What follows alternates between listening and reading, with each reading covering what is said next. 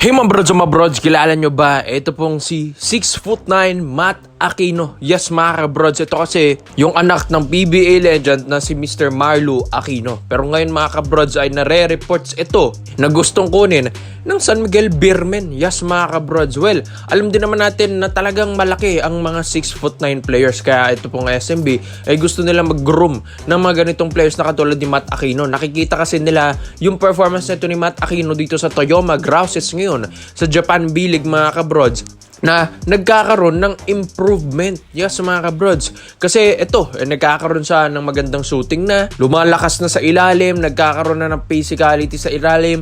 Hindi naman ito o-offeran ng Japan B-League teams kung hindi ito magaling mga kabrods, diba? Ang ganda nga ng jump nito from Pasig Santa Lucia Realtors bago ito nagkaroon ng offer sa Japan B-League noong 2021 dun sa Shinsho Brave Warriors. So magaling din naman talaga ito pong si Matt Aquino.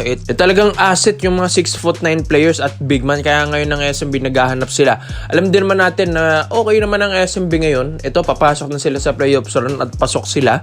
Pero syempre mga kabrods, ang SMB ay naghahanap rin ng mga players na pwede na lang ma-groom, pwede na lang ma-improve at pwedeng sumunod sa yapak ni Junmar Fajardo. Well, si Junmar naman hindi na ito nabata mga kabrods, at ito kailangan nila ng may kapalitan na. Pero ito, alam din naman natin na ito pong si Matt Aquino, mga kabrods, hindi naman kasing tigas ni Junmar Fajardo, pero ito naman kasi ay may outside shooting. So mahirap din talaga mabantayan yung mga ganitong 6'9" na may outside shooting, may laro pa sa ilalim, tapos athletic pa kahit papano. Yes, nagkakaroon na ng athleticism. Ito pong si Matt Aquino, sa tagal-tagal na niya dito sa Japan B-League, syempre mga kabrods, nagkakaroon na ito ng improvement dyan. Ang dami niyang mga nakakatapat na mga imports, mga magagaling na Asiano, mga iba't ibang lahi sa ibang bansa. Kaya alam natin yung experience na ito sa Japan B-League ay talagang sapat na mga kabrods. At ito, prime years na rin naman niya 29 years old na rin ito pong si Matt Aquino. Almost 30 na mga kabrods. Kaya ito yung prime years ng isang player na mga ganitong early 30s na ganito. Kaya ito pong SMB, sabi nila, maghahanap pa sila ng mga big man or mga young bigs dito sa UAP. Pero syempre mga kabrods, mas gugustuhin na nila yung isang pro player, may experience na, veterano na kung maglaro, tapos 6'9" pa. So saan ka pa mga kabrods? Sayang kasi ito pong si Matt Aquino.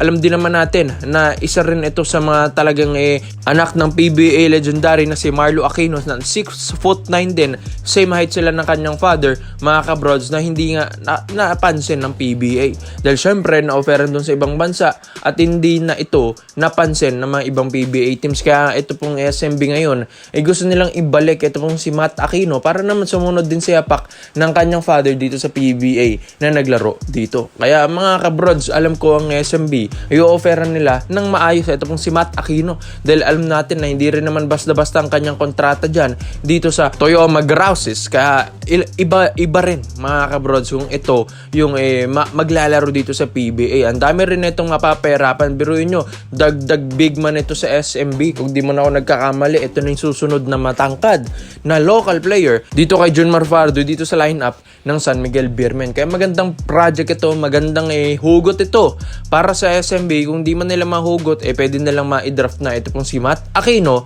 sa ngayong 2026 or 2027. Kaya ikaw, sa tingin nyo mga kabrods, worth it ba para sa SMB na makuha ang isang Matt Aquino? Kaya komento mo lang ang opinion mo dito mga kabrods, at isa natin yan.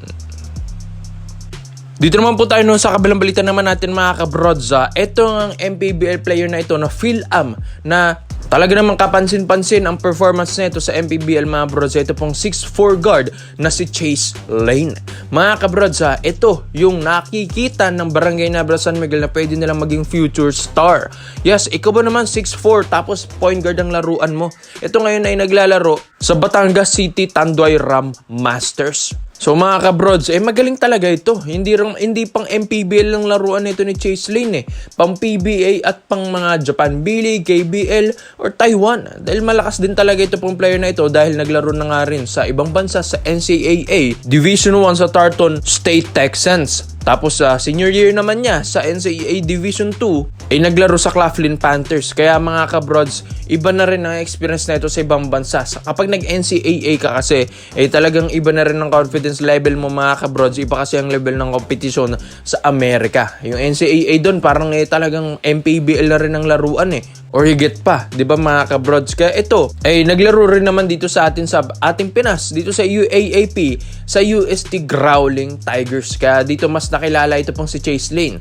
Kaya hindi na nga ito nagpasa ng application ng PBA draft ng 2024 dahil mas nakuha siya dun sa offer ng MPBL dahil siguro ang taas siguro ng offer niya dyan sa Batangas.